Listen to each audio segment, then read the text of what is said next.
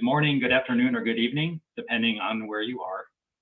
I'm Steve Nunziata. I'm a board member of Agile Hartford, and I sincerely want to thank all of you for participating in this great event, this mashup event with so many great user groups from across the US and Australia. So 2020 was obviously very challenging for all of us. I know many of our user groups, we have monthly in-person meetings, we have social time, we have food, we have great speakers, and it came to be that we had to pivot away from that. But they say in crisis, there is opportunity, and we realized that, hey, if we could embrace a virtual model, we could get speakers wherever they are. They don't have to travel. They can be in the comfort of their own home. We can reach out across the user groups. We can bring groups together. So it really is a great opportunity for us that we've embraced, and tonight is a great example of that. So we're very appreciative that Em is here with us from Australia, and we're appreciative that we have so many great user groups represented this evening. So before we turn it over to Em, just hold on one second.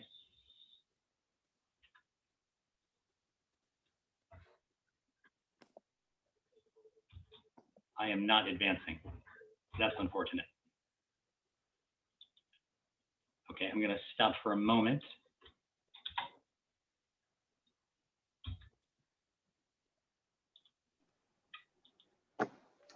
And while you work on that, I'll admire the new picture behind you there, Steve. Looks awesome. Oh yeah, that's City Field. Let's try this. So tonight we have Agile Denver joining us, based in Denver, Colorado. Over 3,800 members, and their website is there, agile-denver.org. They have an annual conference, milehighagile.org, which was canceled for 21, I believe, but they're looking at opportunities for 2022. That's Agile correct. Austin. Oh, hi, Lori.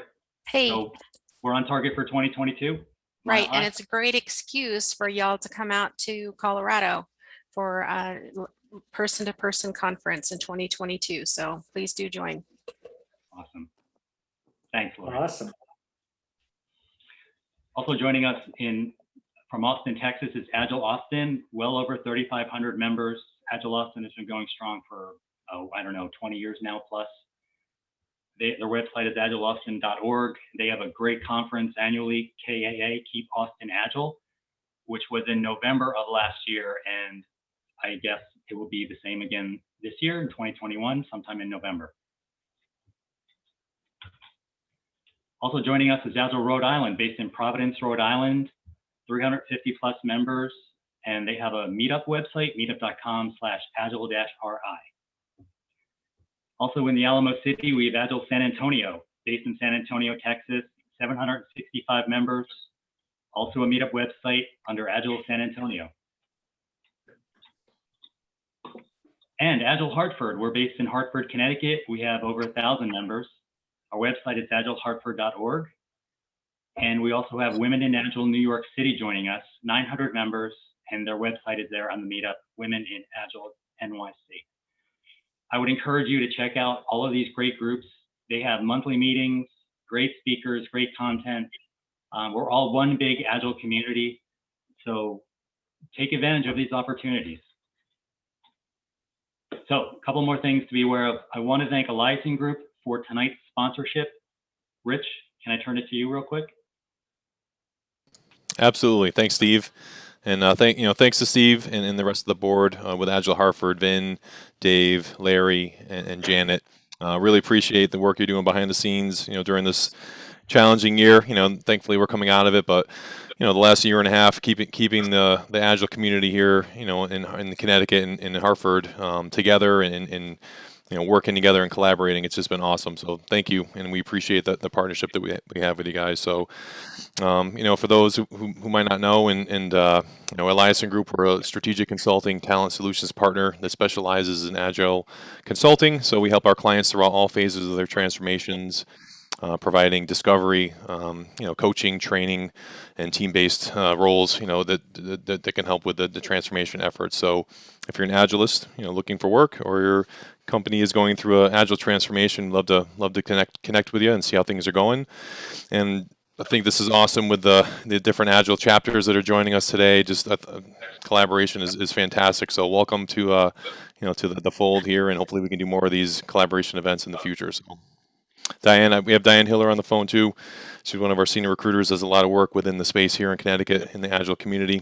I don't if you're an Agilist looking for work, definitely connect with Diane. But Diane, put you on the spot. I don't know if you have anything to say, or if you want to stay quiet.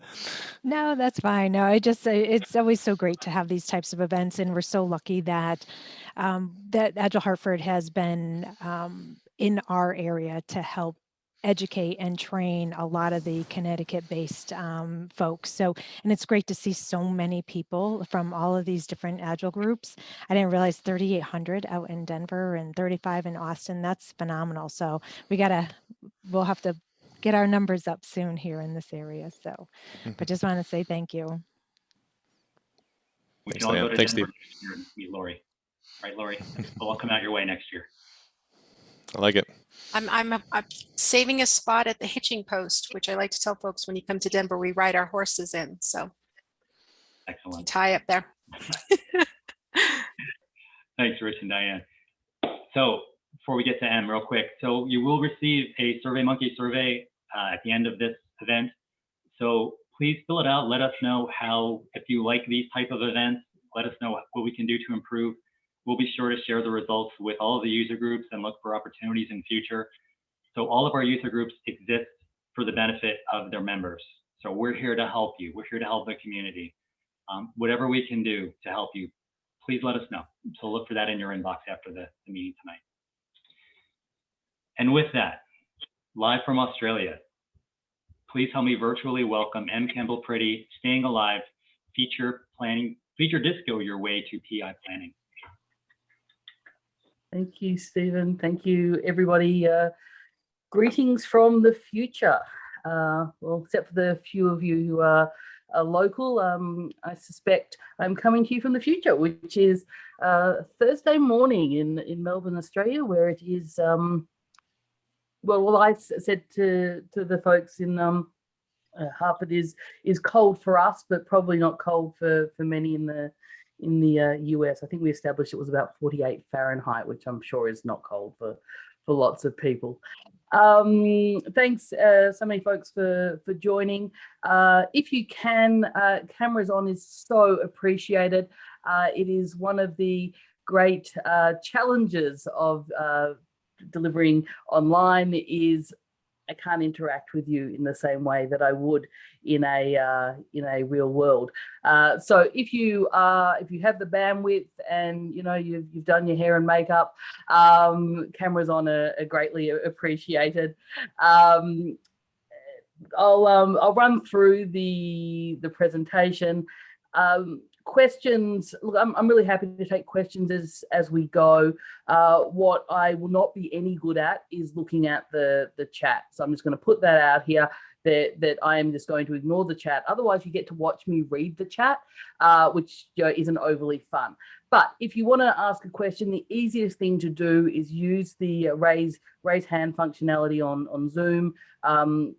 It's probably under the reactions button or the participants button, depending on your version of Zoom. But the wonderful thing about Zoom when you raise your hand is it brings you into my line of sight. So I know that you're there and I know that you want to ask a question. If you have off-topic stuff, hold it to the end, and my guess is we'll have plenty of time to chat about random things at the end of the presentation. All right, folks, so time for a little disco, I think. See if I can get my share working.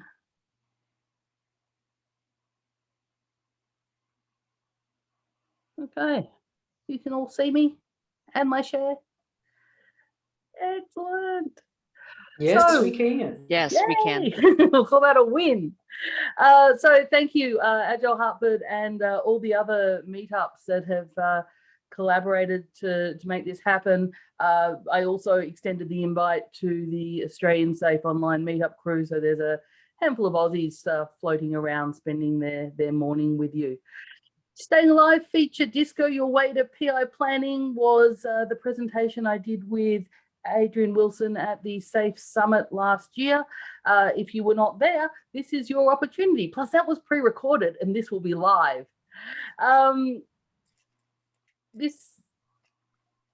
We'll start at the beginning.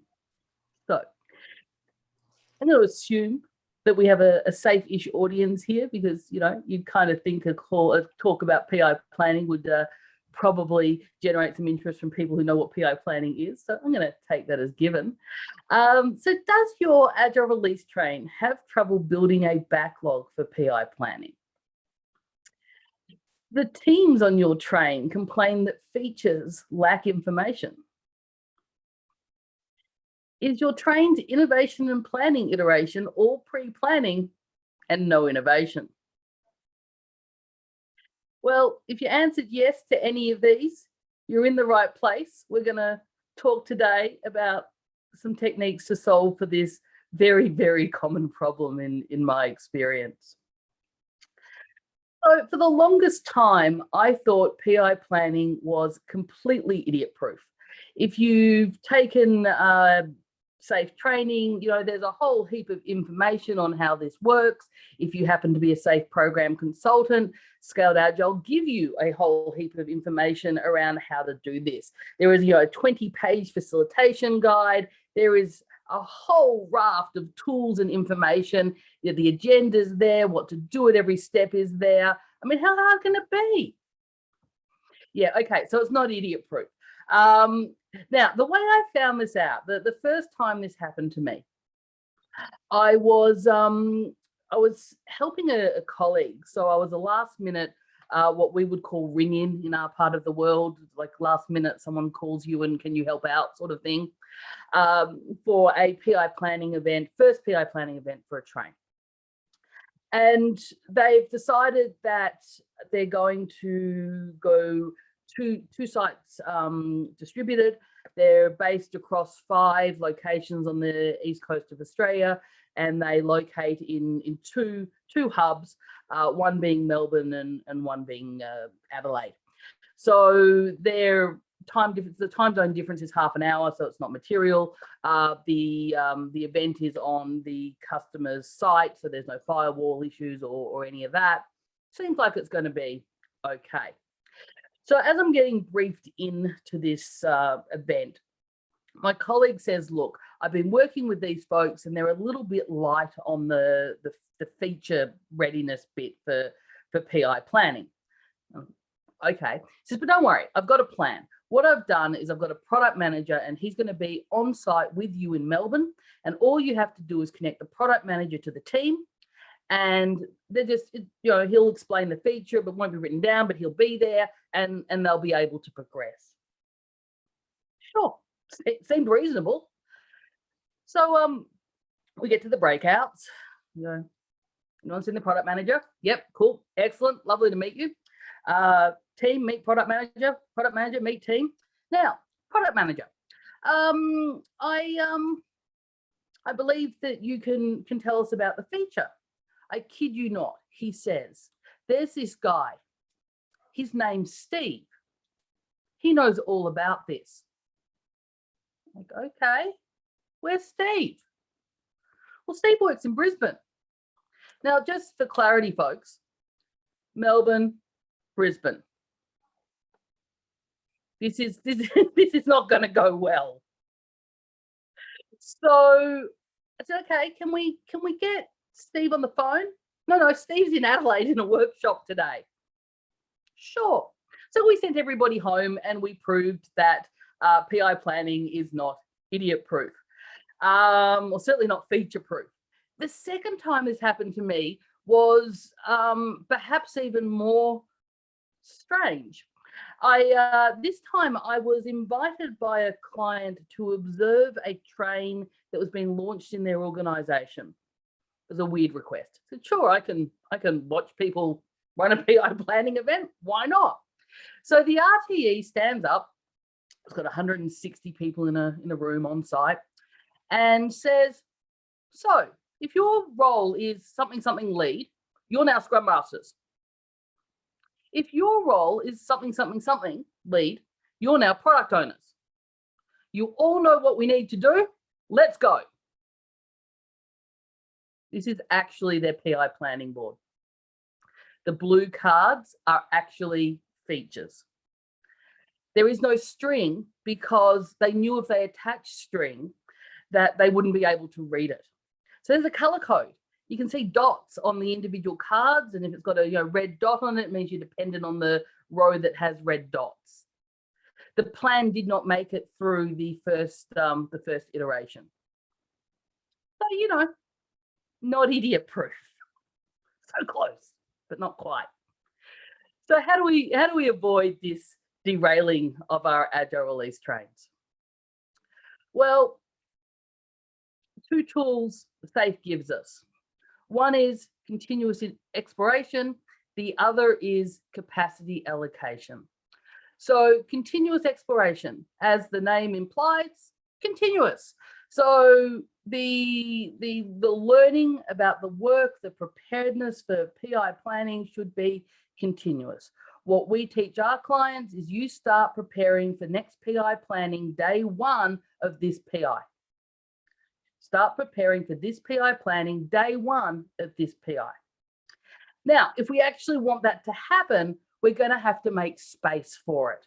So capacity allocation is our friend.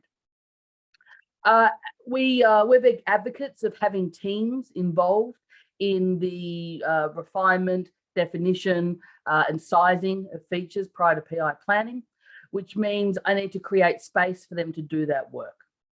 So we allocate capacity to what we call DISCO. It's generally in the realm of 5 to 20% of a train's capacity for a PI. And that is every team, every iteration for the PI. The percentage is generally based on the organization's appetite for expense dollars. We find there is a high correlation between expense dollars and what people invest here. Our rule of thumb is 10%. 10% of the capacity of this PI will be used to understand features, prepare features, size features for next PI.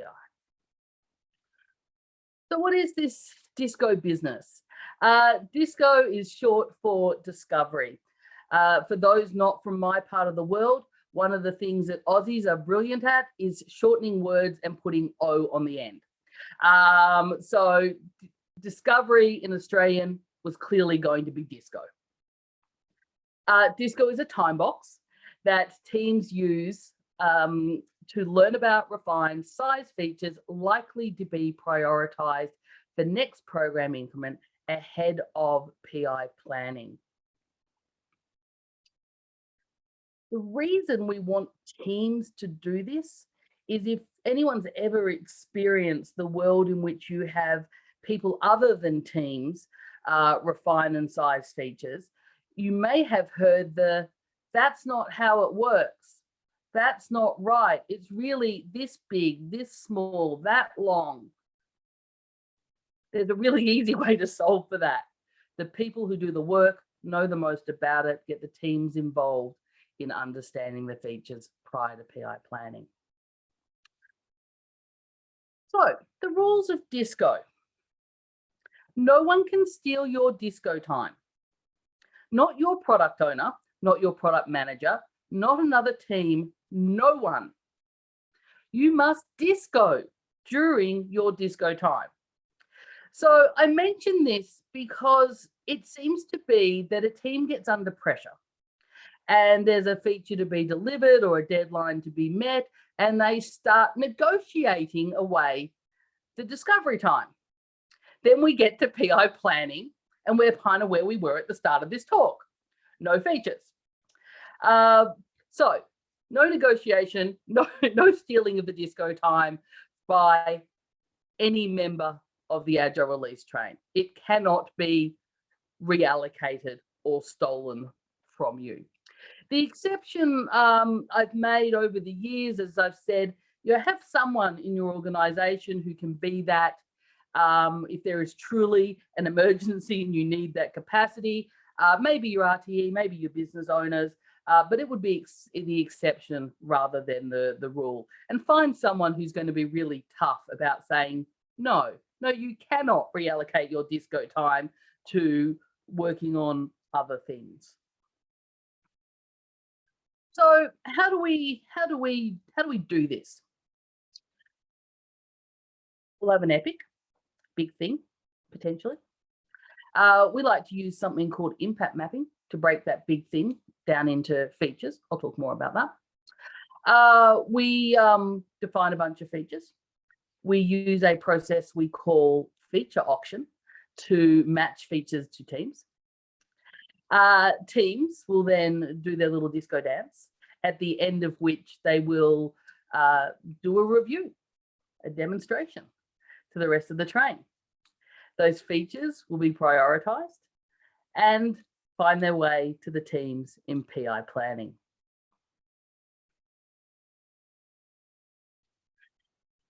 So your epics may flow through a portfolio Kanban. They may flow through some other Kanban. Hey, maybe you don't have a Kanban, I don't know. But, you know, textbook safe says I've got some big stuff and I have a Kanban system that the big stuff moves through to get from idea to done. And the way those things move is our friend, the epic owner, moves them. So who is this epic owner? Well, that's a really great question. The textbook definition, and I share it because I really enjoy it. Epic owners are responsible for coordinating epics through the portfolio Kanban system. They collaboratively define the epic, its minimal viable product, the lean business case, and when approved, facilitate implementation. So who is this person? Is it an epic shepherd? Are they helping this thing move through the system? Or is this an ideas person? Is this the person who knows what is required and the benefits and the business case? Well, when I read that definition, I get it's both, which is interesting. I don't know about you folks, but I haven't found a lot of folks in organizations who are both really good at the process side of things and the ideas side of things. I find most of the ideas people and the process people very, very different people. So one of the things that can be useful is to literally have a pair here. Have someone who knows the idea. You want to connect the teams that are going to do the work to the person who knows about the idea, because it's in their head, right? And if we can't create a connection and a conversation between the person who's got the idea in their head and the people who have to do the work, misunderstandings are almost guaranteed. But if we have ideas people who are not great at the process side of things, sometimes stuff just never moves. It just kind of sits on the wall and nothing happens. So having people who are epic shepherds, who are good at moving things through the system, good at coordinating folks to come together and give inputs and run workshops, facilitate implementation across multiple teams or multiple trains, maybe two is a good choice. I like two. So we'd call them sometimes epic shepherd and epic owner, or epic shepherd and epic sponsor. We'll pick a couple of names so that works for us in our organization. So first step, review. Understand the epic. Put your epic review workshops on cadence. So there's probably two things in here. Number one, do epic review as a workshop. This is not a workflow, this is a workshop. So this is not somebody fills out a form and emails it to the PMO and the PMO emails it to someone else. And this is not what we're doing. What we're doing is we're having a conversation. Depending on the size of your train, your portfolio, your organization, how often and who's going to vary. Probably somewhere between every week and every month, you're going to want to bring together some key train folks to have a conversation about new epics. Our goal, shared understanding and alignment. And we can't get that unless we bring people together. So, the train's going to bring its leadership, the RTE, product management, system architect, likely business owners. maybe enterprise architects, maybe epic owners, again, depending on your context. And sometimes we see product owners, technical leads, subject matter experts. So lots of context, but what's the flavor there? People who know about the idea, that epic owner who can talk to why we are doing this, the benefit, the intent. Technical people who are going to have to be involved in implementing this thing, because what I'm trying to do is create shared understanding. When we start working with organizations, often they're coming from a project world. So they have a bunch of projects, and when I say to them, what I'd really like to do is spend some time understanding your epics, and let's start with your projects, because you know they're big. They tell me that it's all good. This will not be required because you know they know about the epics, the projects, they're working on them. In fact, they've been working on them for a year. So really, there's nothing to discuss. Okay, excellent. Here's an idea. Let's just take something you know really well. Pick something in flight. Get me this cross-functional group. Let's put 2 hours on the calendar.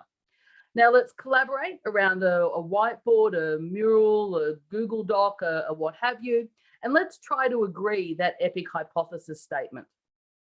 If we have consensus at the end of 2 hours, I consider that a win for an in-flight piece of work.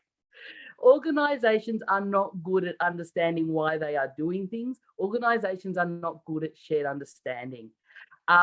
So this is really deliberate. You want this to happen. If you want it to happen and you put it on cadence, and you can start to guarantee availability of some of these key players across your trains and portfolios. Our outputs, of course, being our epic hypothesis statement. And we suggest what we call a solution on a page. A generic architecture that talks to the trains ecosystem, that the architects can annotate with the changes, the deletes, the modifiers, the adds, whatever it is that we need to do. So that's our epic review. From there, we're in a position to move to analyzing, or what we like to call the epic disco. As mentioned, we like to use a process called impact mapping to break down epics into features. Impact mapping, the book is by Gojko Adzik. He also has a website, impactmapping.org. So the way this works, you start with a goal. Why are we doing this?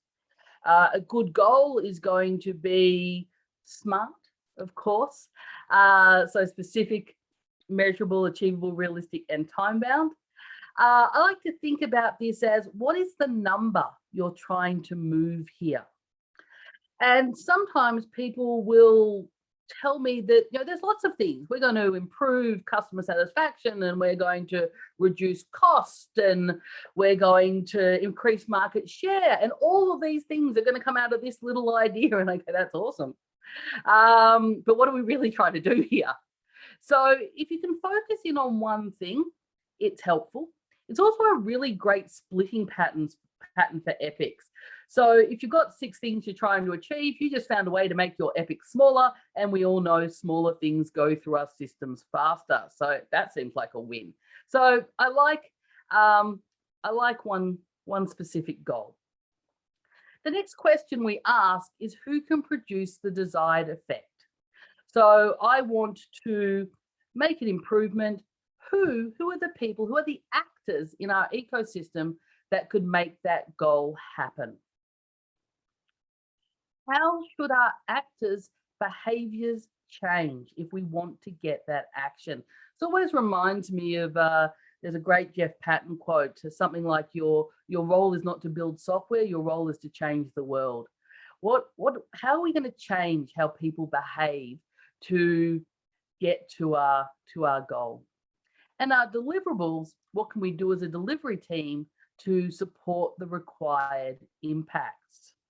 So a little example, which I borrowed from Gojko.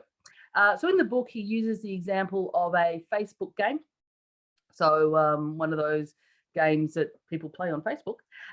The company has a goal. They want to get 1 million players onto their game in the next 6 months. Okay, clear, measurable, know where we're going. Who are the actors? Who are the people who could achieve that? Well, players could help us achieve that. People inside our organization could help us achieve that. And advertisers could help us achieve that. Okay. What would players do? What was that impact? What's that change in behavior? Well, players could start inviting their friends to play. They could recommend the game to others. They could post about the game on Facebook. What can we build to make those things happen? And you can see here inviting friends and a bunch of ideas the organization has on things that they could build to make that impact happen. So to draw the link to our safe epic hypothesis statement, the goal is that business outcome hypothesis. The deliverables are our features. So this is our map back to safe. And what's kind of neat about this is features derived through impact mapping have a built-in benefit hypothesis. So a good feature in SAFE has a benefit hypothesis. A feature derived from impact mapping has that by default. So our feature, semi-automated invite, there is a built-in assumption. What is our benefit hypothesis? If we have semi-automated invites, we believe our players will invite friends, and this will move us towards our 1 million player goal. Cool. So we have some features at the highest level, right? We have a few words, semi-automated invites. How are we going to work out which team's going to disco them? Approach number one, dress the product manager up as in a chicken suit and have them hand out features. Maybe a better approach. I think some people actually use this, but if you want to try something different, perhaps. Love a good feature auction. It won't work for everybody. I acknowledge that if you have a train full of component teams, this may not go so well for you.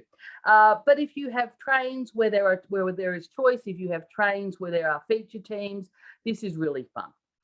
The mental model is let people choose for themselves what they're going to work on.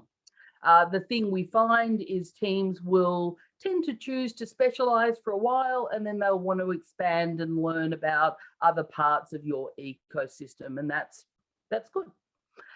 So how does this work?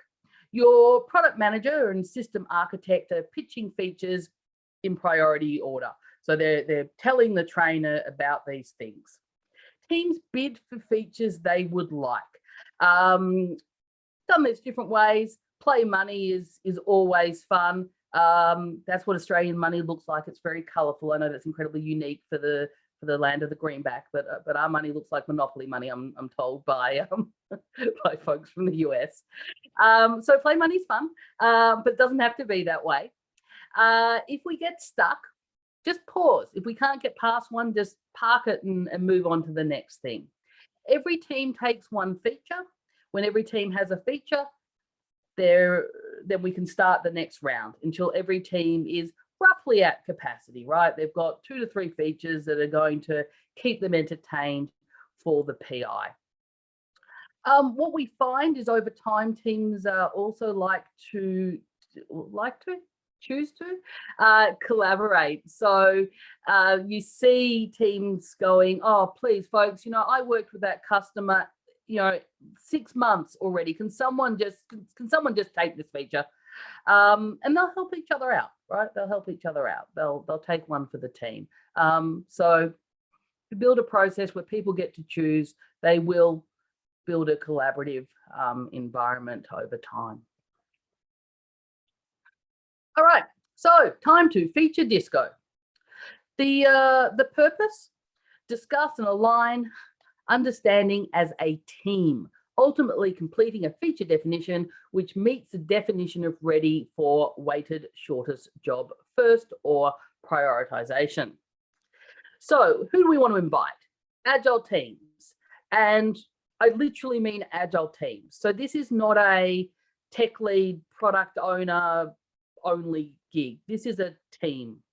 So entire team, the product manager, the system architect, and appropriate subject matter experts. Start with a 2-hour conversation and add sessions as needed. Time to dance. So, what are the dance steps? Step 1, product manager, system architect, explain the features and the business problem they aim to solve. Step 2, team asks clarifying questions. They whiteboard the solution, and we want to make sure that we're clarifying and capturing information. So whiteboarding, taking notes, what have you. One of the things that's always fascinating in any team meeting, whether that is a disco session or a PI planning event, is how great people are at having conversations and writing nothing down. Capture some stuff. Take it in turns to capture some stuff. But you want to make some notes, what Jeff Patton would call a vacation photo, a reminder of this conversation. Identify actions to resolve outstanding big questions, concerns, architectural guidance, you name it. There'll be stuff we can't answer. What do we need to know to feel good about this? Who do we need to talk to? What's missing? Estimate the working points. So this is not PI planning. This is not writing user stories prior to PI planning. This is, here's a feature, I understand it conceptually. Therefore, as a team, we see this as these 5 chunks that are, 13, 20, yeah, okay, so it's 100 points, right? The team will do an estimate in story points in the language that they know, but they're not going to write a heap of stories. This is not PI planning before PI planning. This is a good enough guess to feed into capacity planning, into estimation, etc. And our experience is that the estimate provided by a team will always be better than the estimate provided by someone who is not involved in doing the work. There's a slide floating around in the SAFE guidance. I think it's in the product owner, product manager class, and I say that because I taught it yesterday. And it says, sizing features. Product managers, architects can size features or involve teams as necessary. Hot tip: it's always necessary to involve teams if you want any level of fidelity in that estimation. Put the information into your feature definition template. So SAFE doesn't provide a feature definition template. Oops, sorry, one more point of note. If you do get stuck, don't worry about it. Work out what you need to continue, go get it, then continue. So SAFE doesn't provide a feature definition template. We derive that from our definition of ready. So one of the first things we do with a train when we start working with them is we start running feature definition or disco workshops prior to the first PI planning. And the first thing we do in the first workshop is agree what our definition of ready is for prioritization and really by default PI planning. So how are we going to write it? Acceptance criteria, assumptions, questions, a bunch of pretty standard things in there. Agree what makes sense in the organization's context and agree your feature definition template so that you actually have a set of clear expectations that everybody aligns to, and therefore we're getting some consistency out of this experience from the teams. And every good disco deserves an after party, don't you think? So what happens after disco? We have the feature disco review. So you may have noticed we probably had, depending on your context, 1, maybe 2 teams involved in this. And we don't guarantee that if you were the team that did the disco that you'll be the team that delivers it. You'll probably be 9 times out of 10, the team that does the disco gets to deliver it and life is all good. But things change, things happen. Sometimes features need to move, not a big deal. And how do we make it not a big deal? We use what we know from SAFE, from Agile. Let's demo, right? Let's share what we've been working on. So who's here? The teams, the RTE, product management, architects. There are a few ways you can do this. I've had trains include this in their iteration review. So as part of my iteration review as a team, I'm going to demonstrate my DISCO outcomes because it's work I did during the iteration. I've had it immediately follow the system demo. So we've got a system demo, we've got the right people. We roll from demonstrating the PI objectives and the features to reviewing the DISCOs that have been completed in the last sprint. Whatever you do, you want to put it on cadence. You want to make this simple.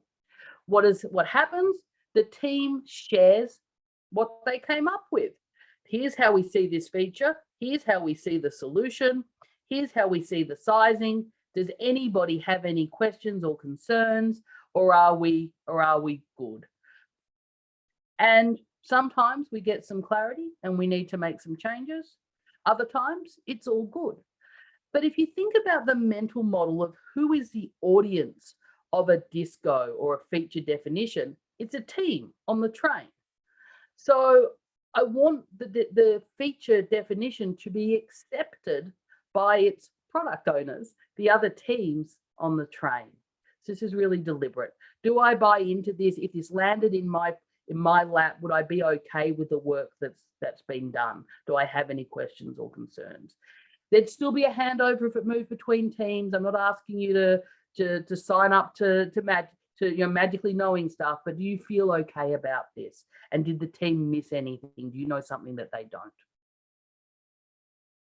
So we want to build this into a repeatable pattern. Big fan of Kanban systems. So you've got your pattern, build a system that makes sure that's what happens every time. So we've built a little single train here. Pattern for their epics drops into the pattern for how they do their features. A little bit different to the examples that you get in a Scaled Agile textbook, because this of course reflects the organization's actual context. So we spend about a day with an organization building out their first version of this in their context and getting really clear around how epics move through their system, how features move through their system, what the various states are. You can see the mappings to the more traditional safe states like funnel, review, discovery, or analysis.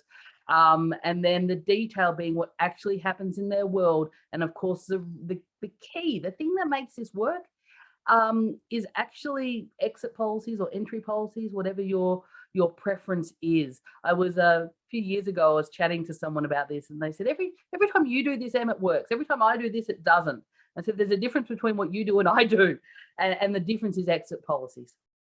The difference is exit policies. We've agreed what it means for something to exit a state and move into the next one. Awesome for alignment and making things move. And of course, you want to put that on a nice big wall. I miss walls. Anyone else miss walls? I really miss walls. You can use a big mural or a mirror or something else as well. No, the wall isn't curved. That's the effect of the iPhone taking a panoramic view. But these folks, their wall flows from epics through to features. And a little fun addition they have here, they put on their program Kanban, both their features and the dependencies, and they've brought across their program board as well. And of course, what we want to do is have a conversation at that wall every single day. So I know SAFE says, art sync, scrum of scrums, product owner sync, each of those things once a week for up to an hour. Yeah, what if we wanted to reduce that batch size? What if we wanted to speed up that feedback loop? A practice that I've been using since I started working with SAFE, which was before SAFE was called SAFE, so a long time now, is called daily cocktail hour. We borrowed the idea from Henrik Nieberg in his book, Leaving the Trenches. He talks about a cocktail party. But we like cocktail hour. Some of you are going to be disappointed to learn this is a alcohol-free event. I can see how you get confused. What this is a cascading set of stand-ups. And maybe it's at 9 o'clock in the morning, or maybe you're distributed across time zones and it's 2 o'clock in the afternoon. I don't know. But it's cascading set of stand-ups. It starts with a synchronization with the train leadership. Think RTE, product manager, architects, and other key leaders around the train's ecosystem. It's a very operational think about what's hot today, what's everyone focused on. Teams are doing their regular stand-ups, maybe at 9:15, 9 o'clock, 9:15, and then we have what now looks like Art Sync, but there wasn't an Art Sync at the time. This is the Agile Release Train's 15-minute stand-up. It resembles the Safe Art Sync because it is Scrum Masters, product owners, technical leads, the leadership, the RTE, the system architect, the product manager. It is anybody who has any interest in what is going on this Agile Release Train is here. I call this the heartbeat of the Agile Release Train. 15 minutes every day. I know everything that I need to know about what is going on across that train. So instead of an hour once a week, 15 minutes every day. Let's get some fast feedback, small batches of information, and keep things moving along. Teams that have supporting roles have often ended up doing their stand-ups after that Art Sync, because they take the things that come up here and feed them into their priorities. So an example would be a system team would have representatives at the Art Sync, but they would meet after the Art Sync to discuss what they're going to do about all the environments that fell over that the teams are upset about that came up during Art Sync. So that's and the disco progression is part of this conversation. So, you know, depending on how you build your wall, somewhere on that wall, you're going to see cards that are being worked on for discovery for next PI. So that's part of this conversation. How do we know that we're going to have a ready backlog? Well, it's part of our how are we progressing with our program increment conversation that we're having every single day. So discipline and dance go hand in hand. Students who understand discipline are usually the most successful dancers. It applies to our disco too. It really is about discipline. If you have the discipline to do that, right? When do you start working on preparation for next PI, day one of this PI? Reserve the capacity. Don't let anybody steal it. Follow the discipline and you'll be fine. Following the disco steps also has the added advantage of improving program predictability. Our friend, the SAFe program predictability measure. It's one of the conversations that comes up a lot is what do I do if my stuff changes during the course of the program increment? Do I write new objectives? How do I get business value for them? What do I do? So here's the thing. There'll always be change because that's kind of life. There's, in a lot of organizations, far more change than there needs to be. Just by way of illustration, I launched a train a couple of years ago.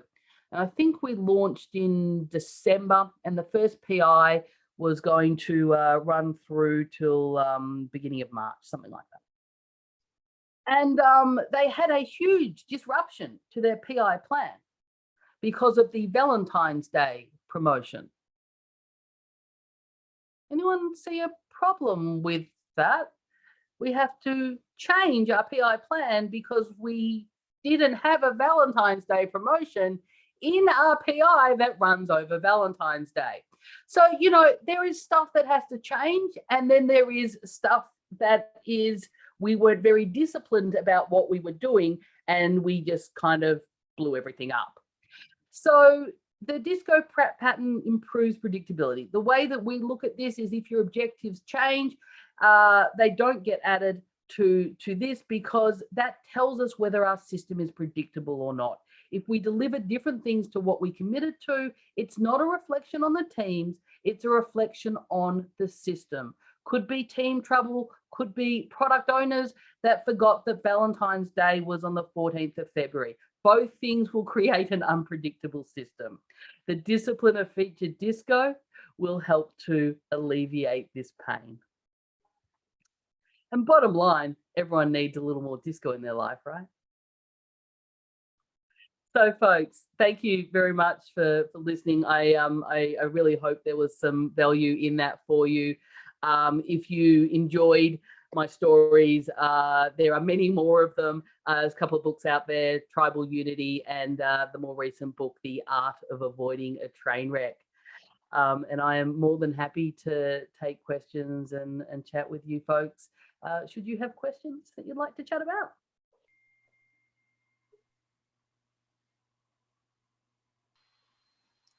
This is Rachel. Yeah. You may have said it early on, but I missed it. When does the disco party happen? Oh, they're doing it every iteration. So right before PI planning or right at the beginning of the last of the IP sprint? No, every iteration, every sprint. Iteration, every single sprint. Okay, gotcha. Yeah, they're doing it every single sprint.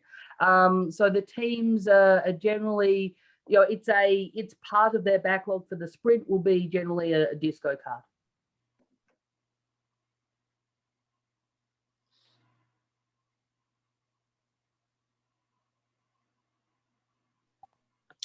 Hello, this is Jeff Smith. How are you doing? Question for you. Jeff. So your feature disco, let's say the pool of the people, the features you want to dance with, are those set from train leadership per like lean budget guardrails? So as an example, I want to automate a set of automation features. I need to do a set of blah, blah, blah features. I don't want the train to pivot to just like all automation work as an example.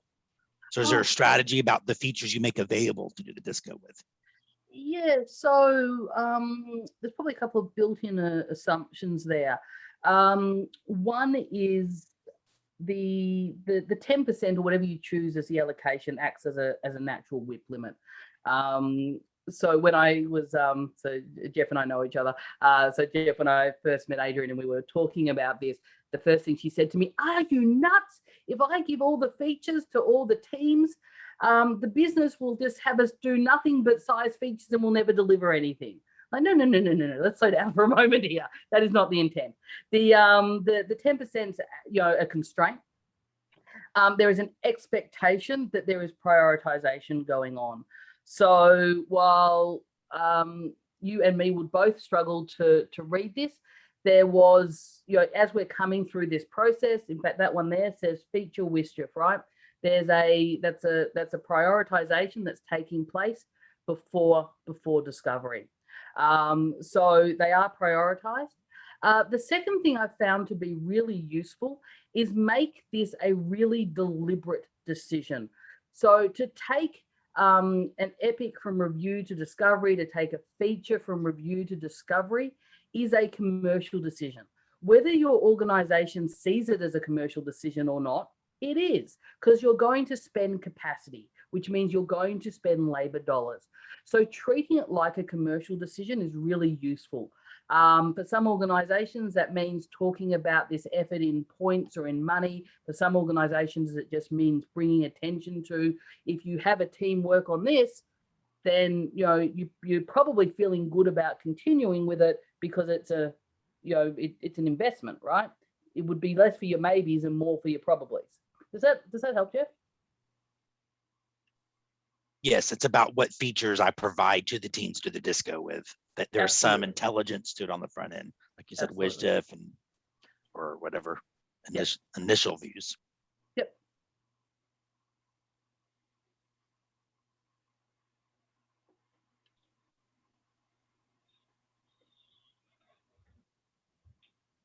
Any other questions out there?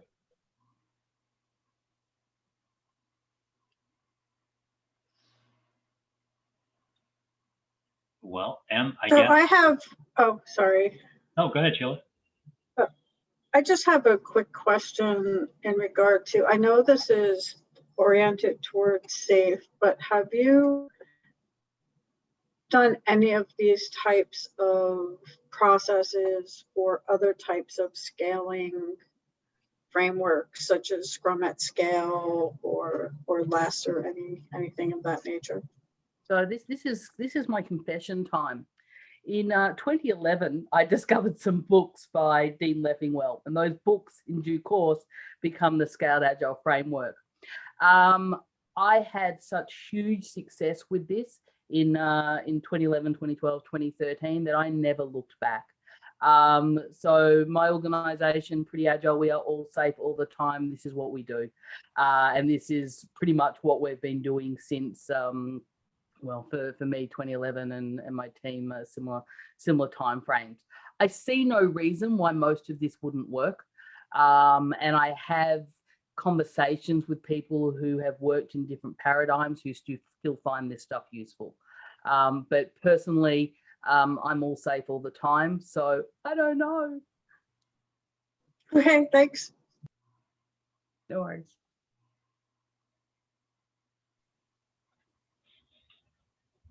All right, so Em, it sounds like we can go ahead and start wrapping it up, but I want to sincerely thank you on behalf of everyone here tonight, this afternoon, tomorrow, as the case may be, and greatly enjoyed it. And everyone, if you wouldn't mind taking a few minutes to provide some feedback to us, we'd appreciate it. And everyone have a good summer or have a good winter based on where you are. And Thank you, Em. Thanks so much. Thanks for having me. It was really fun. Thank you. Thank you, Em. Really Thanks. appreciate it.